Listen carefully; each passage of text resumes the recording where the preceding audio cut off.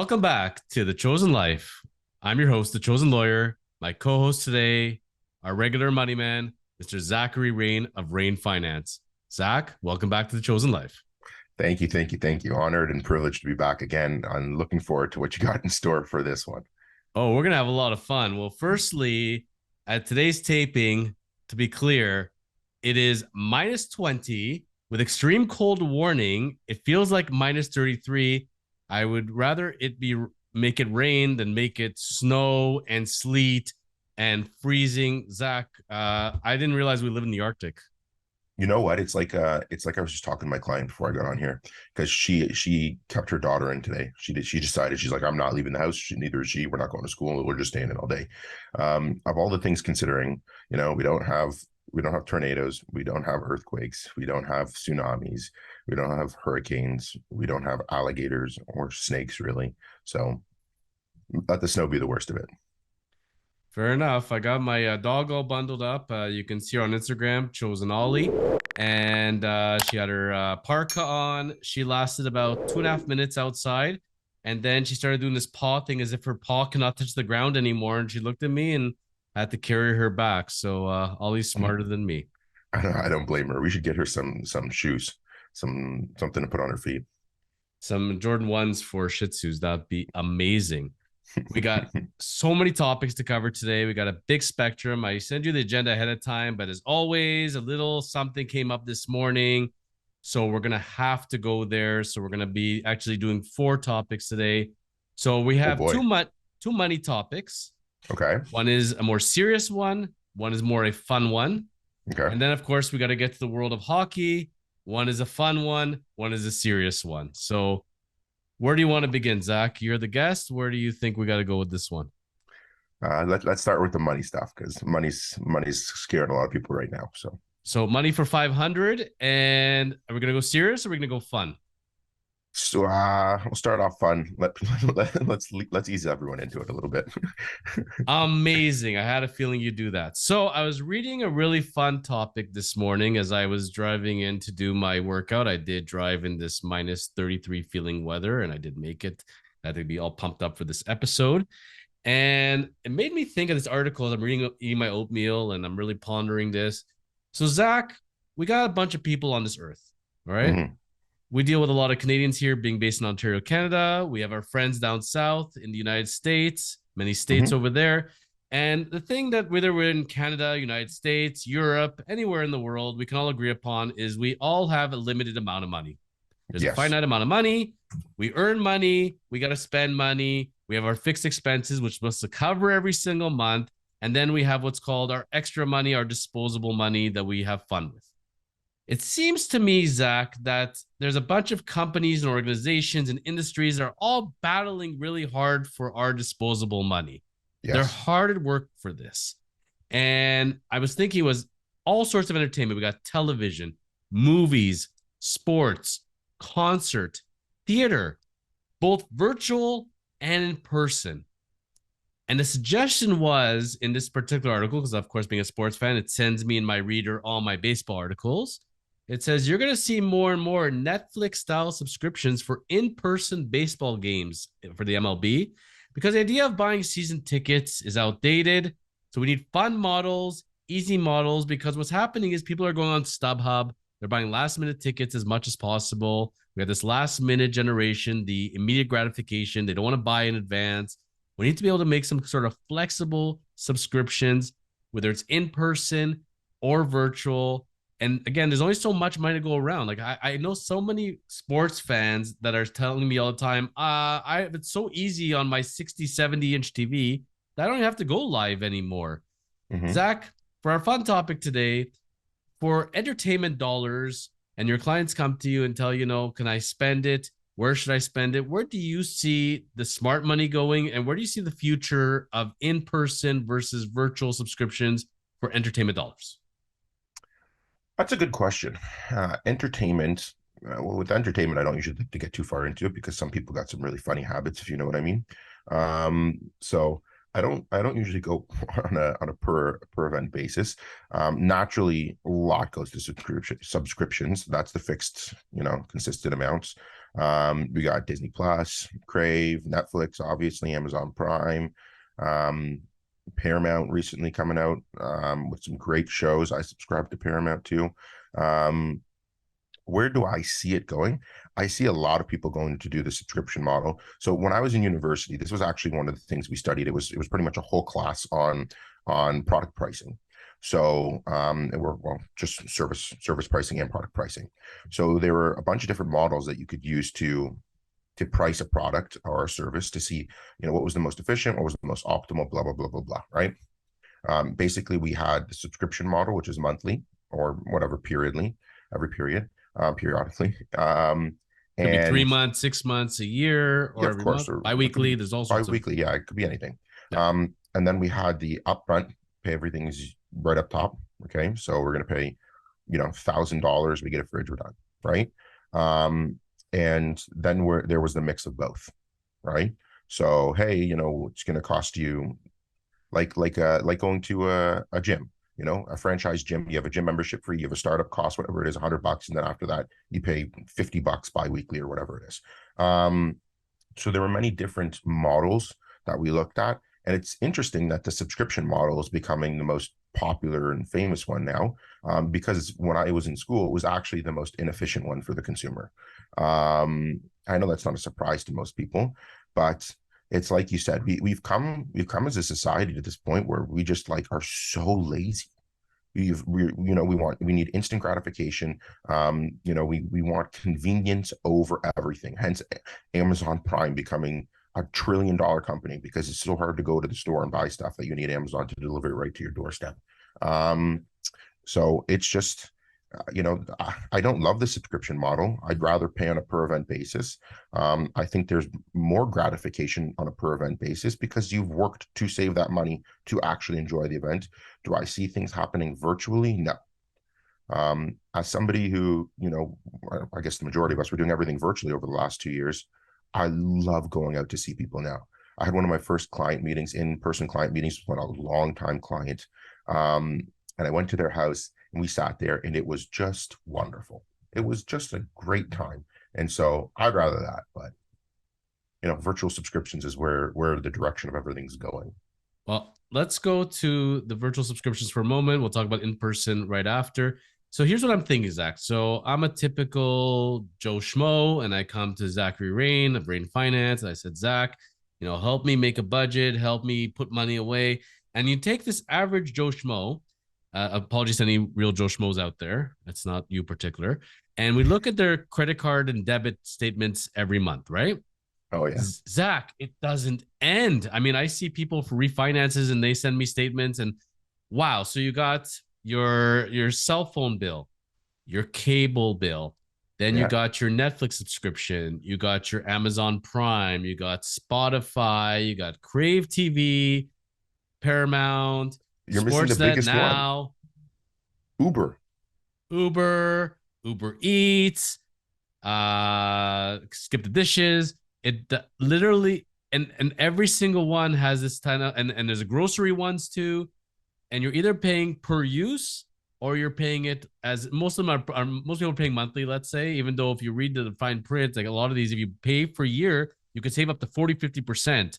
That's good savings because I don't know any other investments that are guaranteed to save me 40-50% or add to my bottom line, Zach, right? Yeah, seriously. So here's the thing. All these things add up so much. You're like, it's fine because it's and YouTube Plus. So you got like $12 a month, $10 a month, $15 a month, $25 a month, $25 a month, $12 a month. Zach, these are adding up to all of a sudden two, three, four, $500 a month when you're incorporating cable bills, cell phone bills, and but people say, I need this, I can't be without this. It's so much. And even something funny like a Netflix, you're like, how much Netflix did I watch? You're like, well, it's $9 a month on the basic one. $9, what's that? But those $9 really add up fast, don't they, Zach? They do. And that's why a lot of people have been sharing accounts. So for instance, my brother, sister-in-law's cousin's nephew has a Netflix account. So he adds a profile for me. Right. And As a lawyer, I'm not justifying this and I'm not hearing any of this. I'm not giving legal advice, Zach, of any kind. Please continue. Yes, of course. And I'm not saying that this is actually this is what I'm doing. This is the hypothetical, right? And a lot of people are Hypothetical. doing this. Hi, Um, Netflix. yes. So Netflix has decided that they're going to start tracking IP addresses. They want to find out who's using what and where you're using it, because for these multi-user families, they're going to say, we're getting rid of these profiles. There's no way you've got 15 people in 20 different locations using it. And there's an argument for people saying, well, I have it on my phone, I have it on my computer, I have it on my iPad, I have it on my TV, my Roku, my Apple TV, whatever it is. So, there's tons of different places that you can have it, which is why they're saying we're going to track IPs and see what everybody's doing. And then we're going to charge you more if you're sharing it with multiple people. You want a really good laugh, Zach? Yeah. One of the hottest dating features on the apps is people putting in their profiles saying, if you share your Netflix or Crave account with me, I will go out with you. And they're serious. I'm sure. I've heard this. This is what we come down to. Yeah, I know. Dating, dating. It used to be dating for pizza. Now it's dating for Netflix accounts. I'm very grateful. I never had to use the app. I'm very grateful to have my one true love and all that fun, lovey-dovey, blah blah blah stuff. So And I, if you'd I like don't to know keep this your stuff. legs, it will stay that way, Zach, because of course she's my niece. So, Yes. um, but it's funny because people, unfortunately, in our media gratification age, don't have a lot of self control. So I find that they're all, I don't know how you find this, but most people I know are all or nothing. They're like, I can't handle this. I'm getting rid of all the subscriptions. I'm going to have nothing, or I'm going to have everything because I can't give up any of them because they're like my children. I love my subscriptions equally. I can't let go of any one of them. So people are all either I have a million subscriptions or no subscriptions at all, pretty much. Yeah, well, what I've been doing a lot of lately is budgeting. It's not glorious or sexy by any means. And more often than well, it can be fun for me because when we do the budget, I get to look at the statements and it's like, let me see all your dirty little secrets, haha. But the least Anyways, sexy thing is being in debt, actually, I think. well, exactly, and that's why these people they come to me and they say, well, Zachary, I've spending $400 a month more than I can afford. So we create a budget for them, and more often than not, you'll see the subscriptions go first. Well, I shouldn't say that. So you have the online spending and the Starbuckses, like things like that, where you're spending you really don't need to spend that money. So once we get rid of the Amazon online shopping, the Starbucks, then the next thing you go is almost always the subscriptions. I've told people all the time from a client point of view, if you really want to save your money, you do not go into a shopping mall. You stay away from the malls, stay away from Amazon, stay away from eBay. These three culprits love to take our money. No matter what, when we walk through a mall and we see inevitably something we like in a certain color and it's on sale, we can't help but want it. And they design it that way so that you will be attracted to it and spend your money because you're like, oh boy, I'm saving so much money instead of thinking that you're actually spending money. Yeah, but John, the problem is that people don't want it, John. We need it. There's something inside of us. We will not survive without it. So maybe you can help clarify once and for all as the money man, please. Because I joke about this all the time, especially in watches, because I'll send a watch I saw on an article and I send it to one of my enabling watch collector friends. And I'm like, I want this. And then they write back to me, no, no, no, you need this. So please let's help clarify once and for all, and all joking aside, in spending our money, especially our disposable money, what's the difference between a want and a need? A need is you will die without it. You will not survive. A want is I could go without it perfectly fine, but I desire it and it would make me feel nice. So if the new season of Power has come out on Crave TV and I need to watch it, and if I don't watch it, I'm going to be very upset. That is still not technically a need. That's a want, you're saying. You are correct. And if the latest watch came out and the store has a 1 day sale, 50% off, and I need that watch because it makes me look good and it's professional, everything, that's still not technically a need. That's a want. You're making a lot of sense to me right now.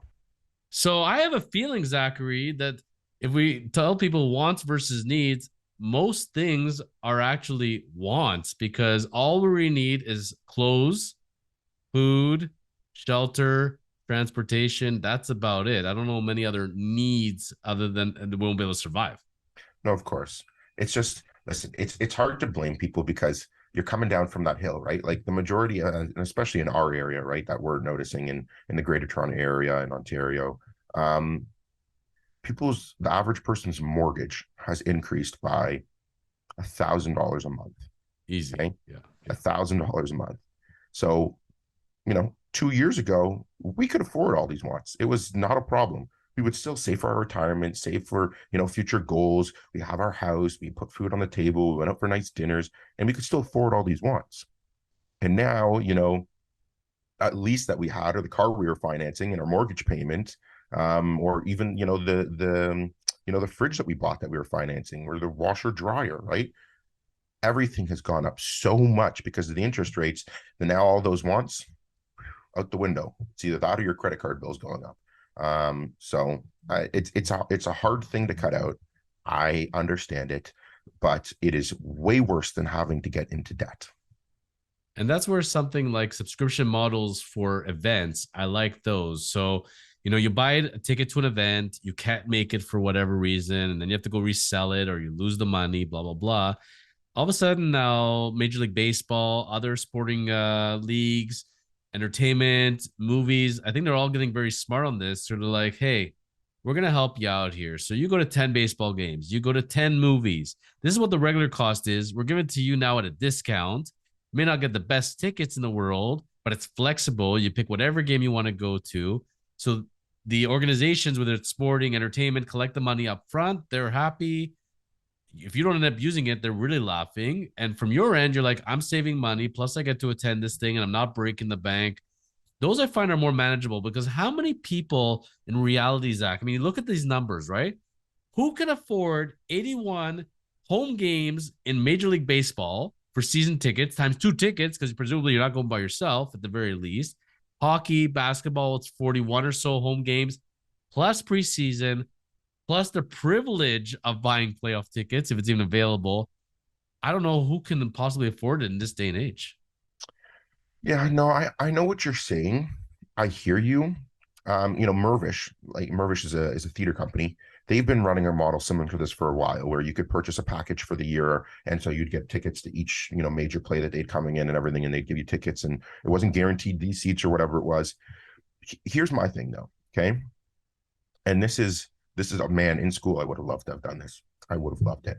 I would like to analyze how attendance would be affected because again, we have it already paid for in our subscription model. There's less need. There's not necessarily need. There's less immediacy that thing telling us, well, we don't waste money around here. We already bought the tickets. Well, it's already bought and paid for, so you don't need to go. Right? There's no gun to your head saying, oh, we have to go, which you wouldn't have to do anyways, but it's not as immediate anyways. If you know what I'm saying. The point is that I would think that attendance would generally speaking go down. I don't know by what margin, but I do think it would go down generally speaking, because if you're buying tickets to go to any game, it's within a major city, and unless the tickets are, or the subscription model is only offered to those within a certain proximity, not a lot of people are going to want to schlep to wherever the game is hosted. For instance, in Toronto, for a Blue Jay game, I love the Jays, right? I want to go watch the Jays, but not every day am I going to be willing to travel an hour and a half downtown in order to get there. So I'd be interested, because a lot of money that these teams and that the arenas make is concession money. And this is where Toronto Blue Jays got very, very smart. They're like, okay, we're not going to be able to do irrigation and be able to have grass on the field because it's just not sustainable in this particular dome for whatever reason. So we're going to go travel around to other cities. We're going to go to Detroit, look at Comerica Park, if that's what it's still called. We're going to go to Pittsburgh. And now they decided for this upcoming season, they revamped the stadium. So all of a sudden, you got less seats, more group section, more bars, hubs, hangout areas, fun areas where you can bring your office. There's areas for 5 people, 10 people, 20 people, 50 people. So we're really encouraging groups to come out at a very low cost. You can socialize. You want to drink and eat while you're here? We got all that for you. So it's become like the mecca place to be, rather than everybody sitting in their own individual seat, confined over there. Concessions are all the way over there, and there's nothing to eat or drink. So this is where I'm also seeing that it's when you were mentioning at the beginning of the episode about face-to-face interaction, and that's coming together again. I think that sports teams got very smart on that, encouraging people to come for the social experience. Of course. And secondary, you can watch the game. Like I noticed I got invited to the Maple Leafs to watch the other night when they faced the Islanders. and I was sitting in a little section where it's like four people in like this own mini little box, but inside the pub area. And that pub was rocking all night. People were conglomerating around, drinking and eating, and there was nonstop flowing of food and beverages. I'm pretty sure if you are the Maple Leafs or any sports team, like you were saying, those concessions, that's where the money's at. Well, of course, if you think about it, logically, right? You go to a Jays game, you buy any tickets within, the upper tier, right? Top level. They're not so expensive, right? What are they? Maybe 50, $60 a person, right? So you have two people go, you spend $120. And there at the game, it's, all about the fan experience. We're buying my peanuts and cracker jacks. That costs $10, right? Then we're getting drinks because those peanuts and cracker jacks are salty. So we're buying waters, another 15, $20. Next thing you know, that's $35 for one snack, and there's 9 innings, baby. 9 innings. So go to a game, probably spend $100 on food. You spent 120 on the tickets. Now you're doubling down. Let me ask you, because you're the money guy. So in Canadian dollars, how much would you guess an espresso martini was at the Maple Leaf game? I want to say like 14, $15. 14, 15. Okay. And how much would you say the filet mignon dinner was from a gourmet chef with all the fixins? 8 ounce, 6 ounce. Let's say 6 ounce. I'm sitting here thinking, well, what is the keg charge, right? Because that's pretty round. Okay. Um, Remember, this isn't an arena. no, I know. $80. You ready to blow your mind, Zach? The Yeah. espresso martini was $32. The filet mignon dinner, which was excellent with all the fixins, was 55. Wait, so I debated on it. I ordered an app instead of the martini because I said I ain't spending $32 on a drink. That is madness. That is madness. Absolutely. And this is why teams make a lot of money. So Yeah. this was the fun part of the money talk. So everybody understanding it. And when you as guests are listening to this and the audience, think about your own subscriptions out there. Think about those monies that are flowing out every month. And it's very easy on a 1 month basis. What I do with the math, Zach, I take those monthly subscriptions, multiply by 12, see how much I spend in a year, multiply that by 5 times 5 years. It's nauseating how much people can spend in that time period. Maybe people need to rethink that before flowing out that money every month. Yeah, that hurts. Now, other part of flowing out money, this is the serious talk today because we're at tax time and we have the filing deadlines, depending if you're an individual or corporation, no matter what countries, city, state you are in, there's some sort of taxes they're coming for unless you live in Texas. So some investment tips for filing taxes. We mostly focus here in Canada, Ontario, Zach, but what are some items that people can look for in helping to save some dollars come tax time? Well, it's mainly their RRSPs, right? So if you work for a government employee or you're a teacher or somewhere where there's a pension available, contribute to your pension plan. More often than not, it's matched by whoever your employer is, which is really, really awesome and valuable. And by matched, I mean, if you put in $5, they put in $5. And again, the ratio may be a little bit different, but free money, encouraging you to save for retirement. Group RRSPs are the same, $5 for you, $5 from the employer. So that's really awesome. And all of those are deductible against your income. So please, please, please, people, start saving for your retirement. Otherwise, it's going to be in 30 years from now, our government's going to do like what they're doing now and raise CPP contributions at a massive rate in order to, carry forward the current retirees. So I heard rumors that the CPP in our lifetime will be gone because there'll be no money, Zach. They say that rumor every time. I don't know. I couldn't believe it. I don't believe people are personally responsible enough with their own finances to not have that available to them. Now, are you a fan of TFSAs and RESPs? I am a fan of TFSAs and RESPs. RESPs are they're good for its purpose, and I say that because I'm not the biggest fan of RESPs. What does it stand for again? Registered? Yeah, Registered Education Savings Plan. It's a good question. So TFSA we'll get to in a second, but an RESP is a program where the government will match you dollar. Well, they'll give you 20 cents on the dollar up until a certain amount of money. So up to $2,500, they'll give you $500 of grants on an annual basis. If you contribute to it for one or any of your children up until the age of 16, 17, really. And the purpose of it is to save for post-secondary education. Now, the maximum that they'll give you in total in grants is $7,200. So, $7,200, you multiply it by five, is $36,000. $36,000 is what you get your money's worth. Okay. Now, you can't just dump $36,000 in there their first year if you have it available, because you're not going to get the maximum grants. Like I said, the most they'll give you is $500 in a period. And again, there's other rules where you can catch up and things like that, but that's, overly specific for now. The maximum that you're allowed to put in an RESP in general, irrelated to the grants, is $50,000. I don't know if I'd put that full amount in there. The value in it is that it grows in a tax-deferred environment, right? So it's similar to your RRSPs, where you put money in and it grows tax-deferred. And then in the same sense, when you take the money out, more often than not, it's taxable. Here's my thing. Okay, here's my thing. As somebody who deals with a lot of people withdrawing money from an RESP for their children, the ratios that the government give you to withdraw your money aren't always favorable.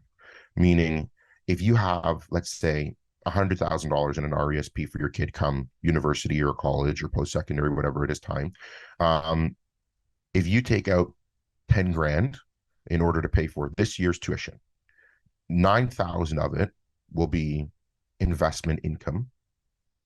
$500 of it will be your original contribution, and then 500 of it will be grants, which to me isn't great, right? It's not a great ratio. The reason they do this is because any money you have left in your RESP after the kids are done going to school goes back, that are grants, that are any government money, goes back to them. So you're not getting like really super amounts of money. I think there are other ways you could save as well for your children's RESPs and for their education that are advantageous. But overall, if you expect that your kid is going to go to, school outside of school, take a master's, take a PhD, whatever it is, pump this thing as much as you can. You want to send them to out of town school for, it's 3-4 hours away. They got to live on campus. They're going to eat there.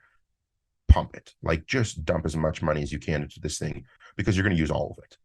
So RESP money could be used towards living accommodations as well? Absolutely. Living accommodations, food. You can, as long as it justifies your Netflix. Yeah, exactly. No, not Netflix. As long as it justifies your child's post-secondary education experience, it's fine. So tutors, even transportation. Wow. Yeah.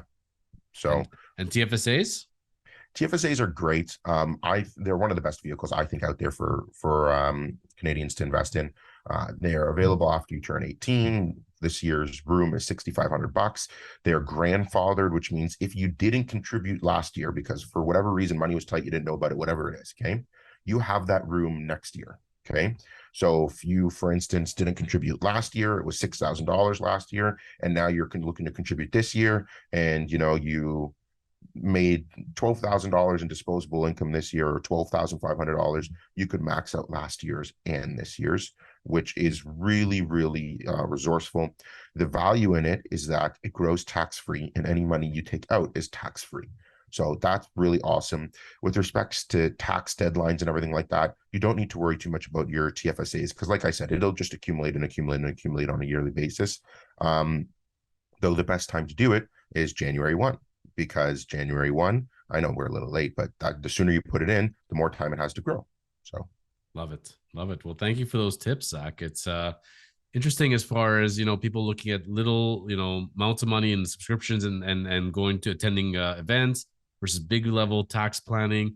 And it amazes me how many people out there have their incomes and are just flying by the seat of their pants. No budget, no financial planner. You can't do that. And just hoping for the best. And and I hear them and they tell me, I have no money at the end of the month. I don't understand. And some of them have very good incomes. And I'm like, but you're living beyond your means. So what do you expect? No, like, let this be a call to action to everybody. You need somebody like me. And the majority of us don't charge hourly rates. Okay. We are not the people at the bank. I have a very frustrating story. And it's not that every financial advisor at the bank is not good at their job. The problem is a lot of people don't know that the financial advisors at the bank don't do financial planning. They have financial planners, but those are very hard to gain access to. If you reach out to somebody like myself, we don't charge hourly. We're going to want, for instance, your investment business, because we still need to make money at some point here, right? Maybe we'll do some insurance planning for you, or maybe some of us do charge hourly. We still need to make money with what we do. But an initial meeting where we look, we sit down and we go, this is what we have going on. Maybe you need to do a budget. Maybe we do. I don't charge people for that. I have people come to me all the time, which I don't make money off of them because there's only so much I could do for them. And I'll tell them, your biggest concern right now is you need a budget. Build yourself a budget. I'm going to send you a spreadsheet. Here's the spreadsheet. Go through it. And then in 3 months from now, call me back, because 3 months is really the tried and true test to see what your monthly spending is. Do that, see what you have in disposable, and then get back to me and we'll talk about next steps. But I don't charge people for this. So find someone who's an independent financial advisor. I'm happy to help. I'm available. Find somebody who can do that. Sit down and go through everything. Use RRSPs for their optimal purpose, right? They're a tax deduction. They grow into your retirement on a tax deferred basis. You can use them to purchase a home, your first home. Okay. Not a lot of people know that, and I tell them that it's the first time home buyers plan. It's different from the first time home savings account that's now introduced, which is another great account that you can use them in conjunction with one another. You're using tax money that's tax deductible to save to buy a home. It's growing tax free. It's a loan with no interest rate that you have to pay off over 15 years, 16 years. So Only makes sense. And I tell people, mm-hmm. you work with professionals, saving you money is the same as making you money. Like I'm hearing what you're Absolutely. saying, and we're in the same industry with clients, and we're in the service industry. I can't tell you how many times people bring me when the S hits the fan and then they need it fixed. If they had brought it to me earlier, usually it's a contract where they're buying a business or buying a new construction condominium. If I could see this contract before they put pen to paper, and I could put in my suggestions and help them either cap or eliminate some costs and help put some protections, life is a lot simpler. They save money, which means they're making money, versus fixing it after the fact. Same way if somebody comes to you, it's a lot easier to come to you today versus 5 years from now and saying 5 years from now, I have no money, help me. If they'd come to you 5 years earlier, they already could have had money sitting in the bank. No, it's a shame. I'm dealing right now with a rather sad case of someone who's a little bit older. They're in retirement, and I was just looking at the way they've been filing their taxes. They are self-employed business owners. They've been reporting everything and just the way their money's been flowing. And I asked them, because they've been doing it wrong for a very long time. And I asked them why they do it this way. And they said, oh, my accountant told me to do that 25 years ago. So that's just what we've been doing. And I said, and your accountant never told you otherwise to change things up. Well, we don't talk to them that much. At the end of the year, we kind of just send them this, and then that's what we do. And I'm sitting here, and I was afraid to say it to the client because I didn't want to insult them, and damage has already been done. But their mistakes have cost them probably upwards of $1 million. Like it's not an insignificant amount of money. So, find somebody who you trust, build a power team. Okay. I tell everybody there's no power team too big or too small, and no client too big and too small. The bigger you are, the bigger power team you're going to need. The smaller you are, you won't need to spend as much money on a power team, but you still have them available. That power team is your lawyer, your financial advisor, your accountant, your mortgage broker, your realtor. We're all professionals. Okay. We all are, we have a license and an obligation to do what is best for you, not for us, but for you. So use us.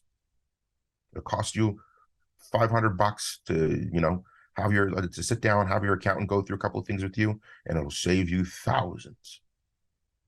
Well, that's a good segue to our next topics, because, we always like to combine your love of money with sports, and specifically hockey. So, Zach, now that we've taught people how to save some money and to think about hiring professionals to make better money decisions, do you want to talk about now the fun sports or the serious sports topic of the day? Let's go into the serious sports topic. Okay, you asked for it. So we got a storm a brewing here in Toronto, Ontario, Canada, Zach. So we were convinced that the parade is ready to go because the Leafs finally have the best goalie tandem possible. This can't miss. with Matt Murray and Ilya Samsonov, and they're 1A and 1B. They're alternating games, and life is fantastic, and everybody's happy, and life is going to just only get better and better. If you look at the November stats, which were incredible, and December was pretty good. Well, Matt Murray's decided to put a wrench into those plans. So I believe he got hurt one game into the season originally and missed some time, somewhere around there. Anywho, so recently in January, we had a game coming up in Ottawa. So this is what I'm hearing from the insiders. Okay. Yeah. We got this game ready to go in Ottawa. Matt Murray's the one who's supposed to go. Murray decides at the very, very last second, by the way, guys, I won't be going at the end. Too bad. So there's no time because the AHL, the minor league team, is on the road, so we can't bring a backup. So Samsonov is thrown to the Wolves. He was not ready to go and not prepared. He's not had back-to-backs in a while.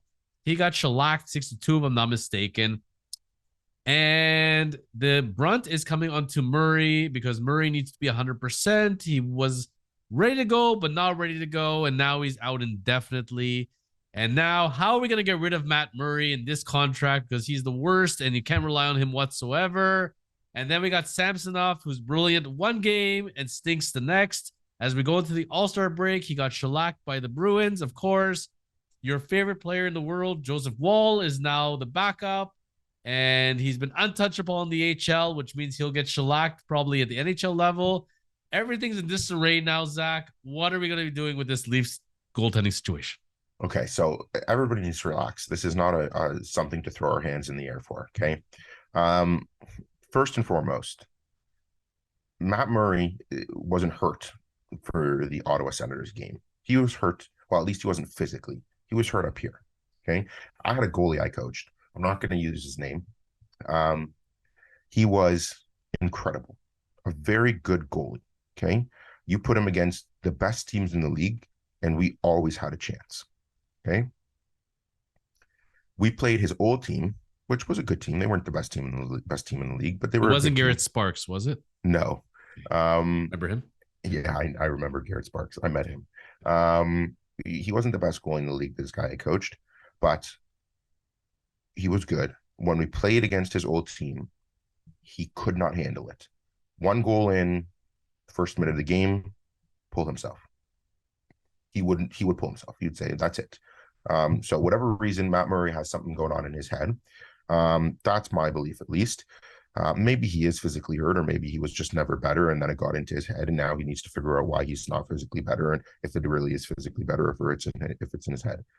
So I'm not too worried. Samsonov has been playing fantastic. The guy's played like 106 games in the last 3 weeks. Give the guy a break, all right? He's been taking a brunt of the load against a good lineup we've been playing too, a bunch of good teams. Ottawa always gives it to us. It's the Battle of Ontario. They love playing Toronto. The Leafs, the only person on the Leafs who's ever figured out how to play against Ottawa has been Matthews, and Matthews wasn't there. So how's he doing, by the way? Yeah, well, with him, I don't know. I don't know what's going on there. I still have to figure that one out. I think he's realizing he's going to get traded to the Coyotes for Connor Bedard, as we predicted. So I think he's a little nervous about that. I don't know. I don't know if that's true anymore, because apparently he's getting the C. The Leafs are giving him the C. Once Tavares' contract is done, he's the new captain of the Leafs. That's another 3 years from now. A lot can happen, Zach. Well, his contract's only over in 2 years. So, anyways, that's just something interesting to think about. What was the rest of the question? The Leafs are still going to win the Stanley Cup. I have no concern about that. Remember how we were talking about wants and needs before? Yes, sir. Unless Dubas really has to start needing in life, he better start needing a new forward to play with John Tavares. He's going to need a new defenseman to play up front, a good stay-at-home defenseman. Morgan Rielly should be moved up to left wing. Okay, let him play there and get a nice 6'4", nothing fancy, wide span of an F9 or wingspan of an F9, and just let him stand there, eat shots like Adam Larson. I love Adam Larson. No flash. Guy's got like no teeth left. Eats pucks every game. Nothing flashy. Good plus minus on an average team, and he's good to go. Good defender.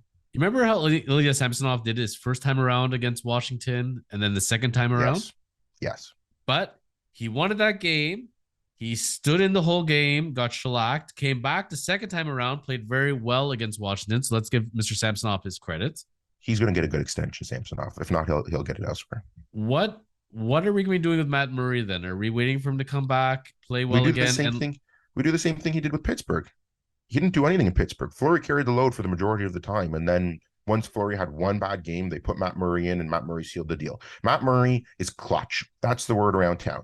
Gets into the playoff atmosphere, dialed in. Okay, and if he's healthy, which usually come playoff time, he's healthy. Anyways, he's dialed in, and he'll be fine. So ride Samsonov to the playoffs come around. Get Murray in every now and again, and then when the playoff time comes around, he needs to play game 7. That's it. What about a conspiracy theory that really nothing is wrong with Murray, but they're actually doing this just to rest him and get him ready for the playoffs? There's no need to have him in there and to avoid goalie controversy. Let's see what Samsonov can do for a while. Maybe that could be it. That is one of the theories. I wouldn't be surprised. Not to mention the Leafs are going to pull what Tampa did, whatever it was a few years ago. You see all of these contracts, sizable contracts that they're starting to move to injury. Like, give me a break. Let Austin Matthews sit the rest of the season for all I care. Okay. You get $13 million out of that contract, $12 million, whatever it is. You can get 2 solid players for that. So we moved 3 high-priced talent like Matt Murray, Austin Matthews, and somebody closer to the deadline, move them to the injured reserve. They're not going to come back till the playoffs. Then you could take on new contract and it won't count against the cap because you freed up some space. I like that, Zach. Tampa did it. Well, then Leafs so did fans, Chicago. Well, before we get to topic number 4, I got to ask you then, why are we not signing Samsonov right now to an extension then? That may be his decision. He may want to keep performing because every game he plays, he's getting better and better. And I don't blame his camp. The one risk is that he gets hurt. But with the way he's going, every game he plays, there's an extra digit on there or the dollar sign, the price keeps going up. So I don't blame him. I would want to keep playing. Well, then I got to ask you question number 4 then for today's episode is that the fine residents of Rodney, Ontario are celebrating in the streets because their golden boy, Mr. Bo Horvat, recently got traded. What the heck is he doing in Long Island versus being a Toronto Maple Leaf? Explain to me this one, Zach. I have absolutely, positively not a clue. No, I don't have a clue. The reality is he's going to be signing a big extension, what the Leafs probably didn't want to give him. For the price that they paid, Beauvillier, third liner, second liner, best.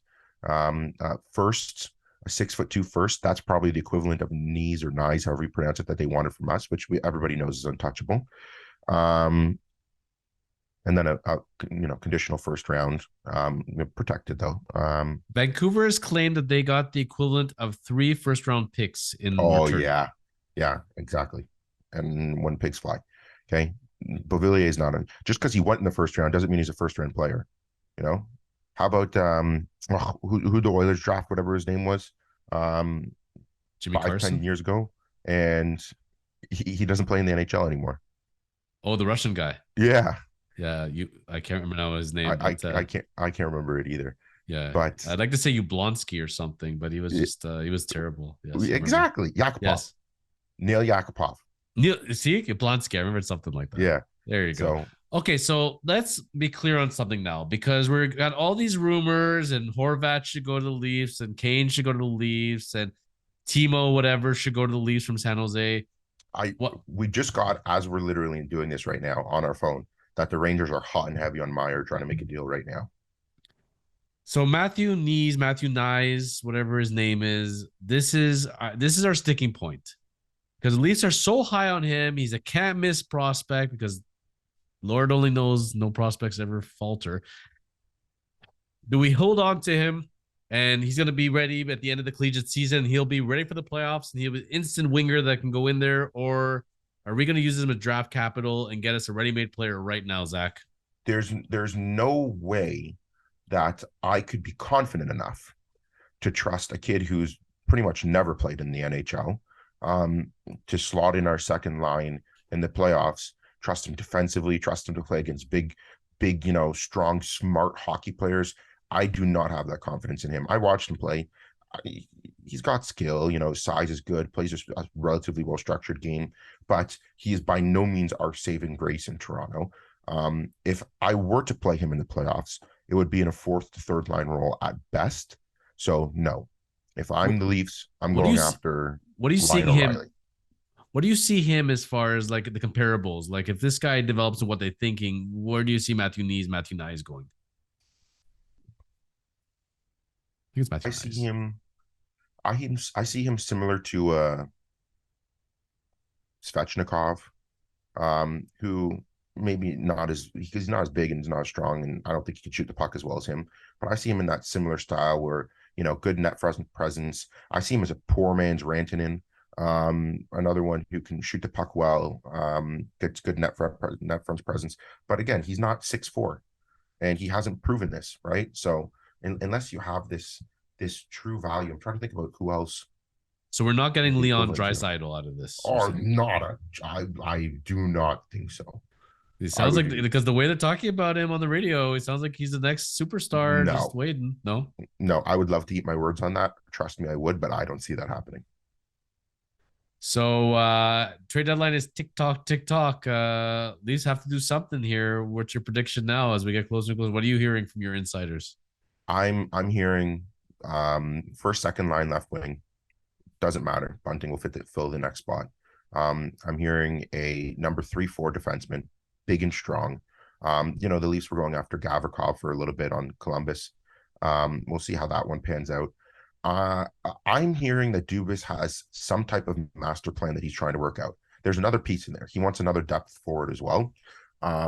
So we'll see. I don't see the Leafs defense being the biggest problem. I know that they haven't been great so far, but as far as depth goes, Brody is fine. If you move Sandin or Liljegren out the lineup, fine. If you move Justin Hall out of the lineup, you would hear no complaints from me. So I have no problem with that. I think that Gio has been playing great. I think they're going to slot someone on the left side on the second pairing, potentially even a first pairing, because Riley, God knows he needs the help right now. So what about a reunion with Luke Shen or Van Riemsdyk? So that the word is that they may bring Luke Shen as another depth piece, but they're going after somebody bigger.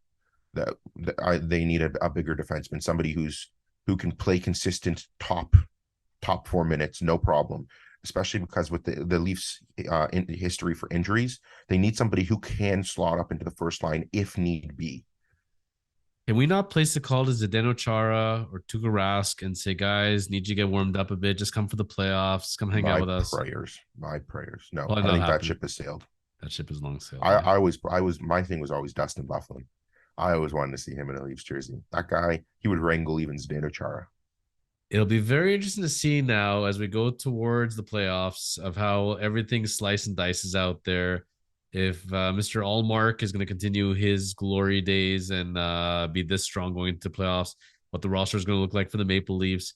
I'm very intrigued with this year's NHL and where we're going to be happening. It just seems like there's these upper echelon teams, which are only a few of them, and everybody else is in the Connor Bedard sweepstakes and trying to gut their team as quick as possible. Listen, if you look at the last game that Boston played, and I was supposed to be in a box seat at that game too, but I had meetings, and clients are number one, always people. If you look at that Boston game, and I watched a lot of the highlights, the Boston second and third line is really what did damage to the Leafs with Matthews at the lineup. The second you slot Matthews in, you move Tavares down, then you have a better 1-2 punch. I think the Leafs are going to go after somebody like Ryan O'Reilly. I don't necessarily know if it's going to be Taves, because I don't know if that's the style of player that they need. But I see them going after someone like Ryan O'Reilly, and I know that they're really, really hot on he's also Buchnevich, I think. Buchnevich on St. Louis as well, because he's a big, strong lefty power forward as well. Someone like what Matthew Knies is supposed to be. Okay. I think they're going to go after one, if not both of those two, and slot them in because they need that depth in case Tavares gets hurt, in case Matthews decides that he's hurt again, whatever it may be. So I think Dubas is going to be very busy. I don't think he's too afraid to make a lot of big moves. I don't think he's too afraid to move roster players like Engvall or Kerfoot, and I wouldn't be either because that's where Knies will slot in. So I'm totally fine if he makes one of those moves. But everybody knows the Leafs need a top six forward one at the very least. I'll be very interested to see if Matthew Knies is on the roster come trade deadline time. And I think if he's moved, I think you're going to see some sort of superstar type player, hopefully more than a rental.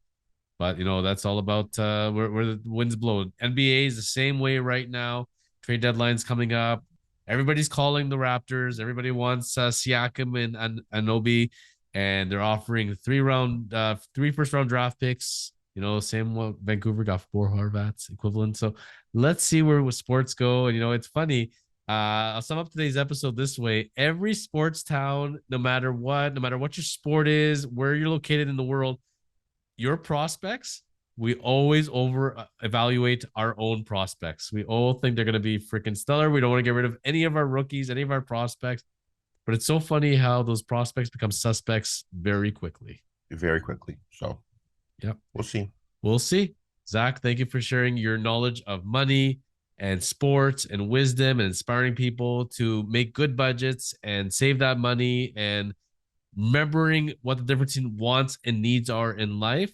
Please. And Valentine's Day is coming up not too soon. So for those of you that are going to be celebrating it, that's going to be needs if you want to keep those relationships. So remember, Valentine's Day, it's one exception to the rule. Very fair. As we sum up the episode, of course, we pull out the guns and we say, keep on living the chosen life. Cheers. Thanks, Zach. Cheers. Thank you.